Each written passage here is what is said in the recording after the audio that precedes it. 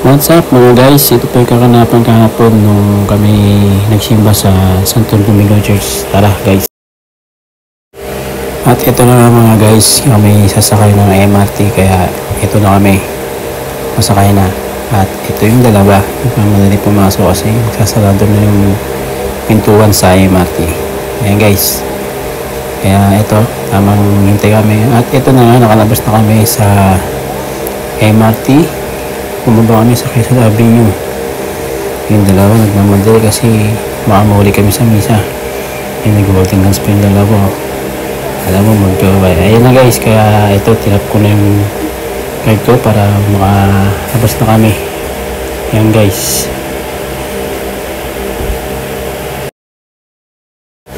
At pagkatapos namin bumaba sa MRT ito, tamang lakad kami kasi tatawid kami sa kabilang kali para sumakay ng jeep papuntang Santo Domingo Church. Ayan mga guys, naglakad-lakad kami at naghintay ng jeep. Ayan na, parating yung jeep at pasakay na kami at pupunta na kami sa simbahan.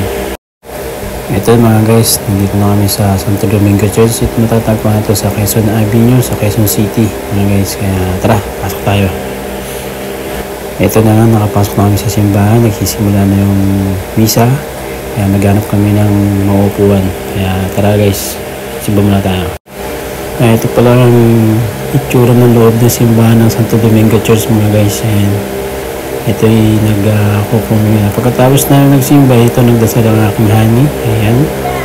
Pagkatapos yung anak ko, ayan, nagdadasal siya. Pagkatapos niya magdasal, yung dalawa, ako naman din. Sana palarin yung mga kahilingan natin at mga dasal natin. At lagi tayong pasalamat sa Diyos sa araw-araw. At pagkatapos namin magdasal, ayan, pumunta kami sa isang shop na bilihan ng mga santo at rosary.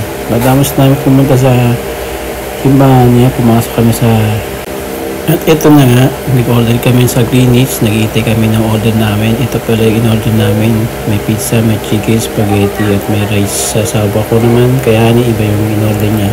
Kaya tara guys, kain tayo. Ayan na guys, tamang kain kami kasi hindi kami nag-almusal. Hinahapay lang yung almusal namin guys. Kaya tara, kain tayo.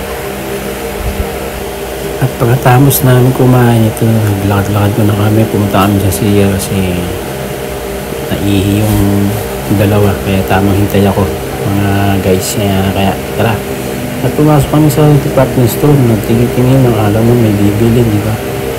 Ay, tamang lakad lang, tamang tingin lang. Kaya ito, pumunta kami sa isang parang mga makeup yata ito. Ayun, binili siya Ali. Ewan ko ano binili niya. At dito naman kami pumunta sa isang shop na puro sapatos.